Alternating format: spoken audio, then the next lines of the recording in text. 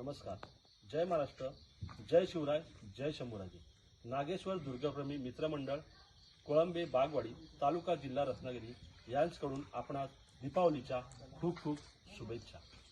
दरवर्षी आपण इथे गडकिल्ल्यांची प्रतिकृती साकारत असतो. गेली 6 वर्ष आपण इथे विविध गडकिल्ले साकारत आलो आहोत. यावर्षी सुद्धा आम्ही पन्हाळगड, पावनखिंड आणि विशाळगड या किल्ल्यांची प्रतिकृती साकारली आहे. या किल्ल्यांची प्रतिकृती साकारण्यामागे एकच उद्देश की लहान मुलांना शिवरायांचा, आपल्या छत्रपती शिवाजी महाराजांचा गडकिल्ल्यांची माहिती मिळावी, गडकिल्ल्यांचे संगोपन व्हावे, या हेतूने आपण हे किल्ले दरवर्षी इथे बनवत असतो. डोंगरी किल्ल्यांमध्ये ओळखला जाणारा किल्ल्यांपैकी हा पन्हाळगड एक किल्ला आहे. हा किल्ला कोल्हापूरच्या वायव्येस 21 किलोमीटर अंतरावर आहे. याची उंची सुमारे 4040 फूट इतकी आहे. शिलाहार भोजराजा नृसिंह यांच्या कारकिर्दीत हा किल्ला प्रथम बांधण्यात आला. याचे पहिले नाव पन्नगनालय असे होते.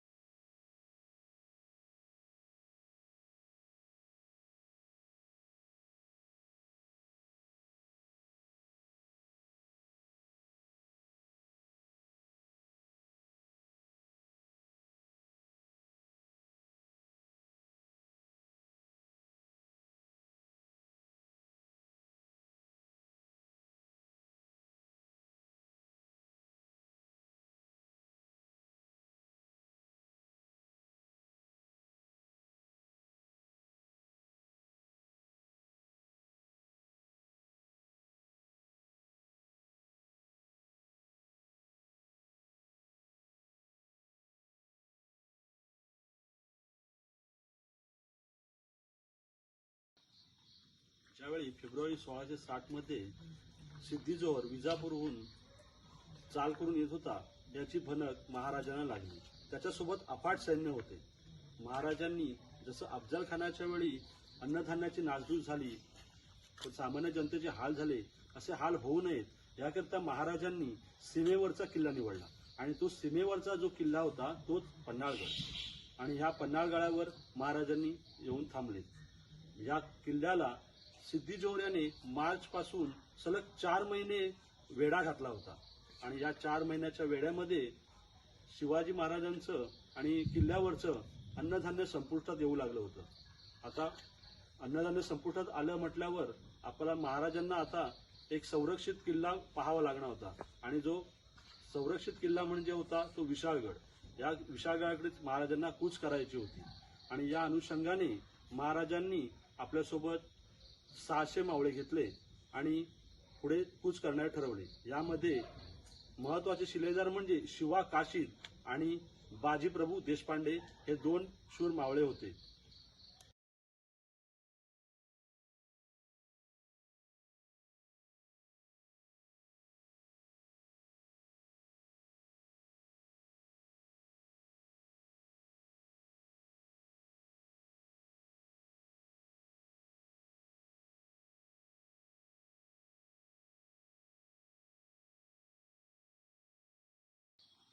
प्रत्यक्षात जेव्हा मोहीम फत्ते करण्याची वेळ आली तेव्हा महाराजांनी 2 पालख्या तयार केल्या.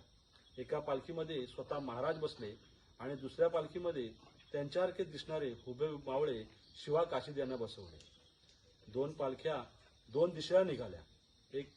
त्यामधील एक पालखी गनिमांच्या हाती लागली आणि ती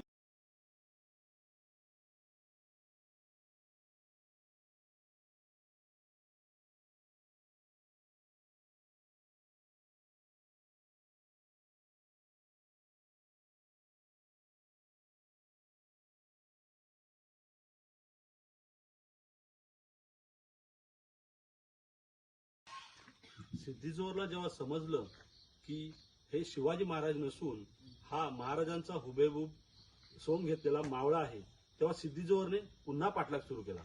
आणि तोपर्यंत शिवाजी महाराज आणि त्यांचे सैन्य खिंडीपर्यंत पोहोचले होते. महाराजांना सुद्धा त्याची भनक लागली.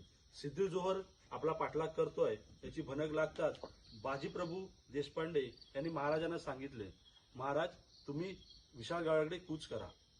लाख मेले तरी चालतील, पण लाखाचा पोशिंदा जगला पाहिजे. यासाठी तुम्ही पुढे व्हा, आम्ही खिंड लढवतो. सोबत 300 मावळे आपल्यासोबत घेतले आणि 300 मावळे घेऊन शिवाजी महाराज विशाळगडाकडे प्रस्थान झाले. जाताना बाजीप्रभू देशपांड्यांनी महाराजांना सांगितले, महाराज विशाळगडावर गेलात की फक्त 3 तोफांचे आवाज करा.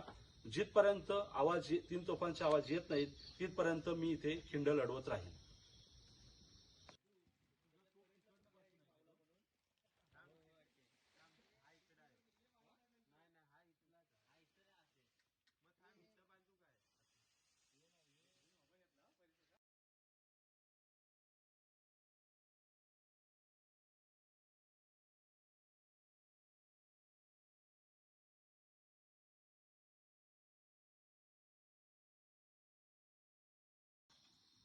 खिंडीमध्ये लढाई जोराची चालू होती.